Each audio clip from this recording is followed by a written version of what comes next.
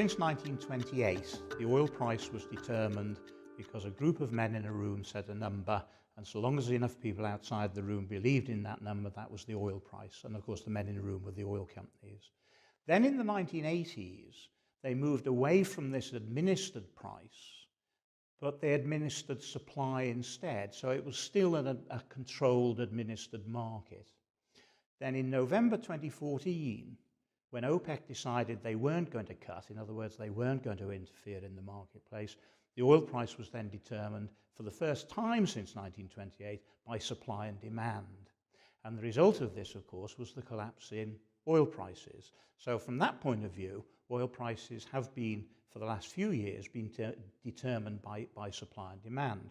Now, at the end of last year, 2016, they tried to restore control over supply when they came to an agreement. The OPEC countries came to an agreement between themselves, but also with non-OPEC countries as well.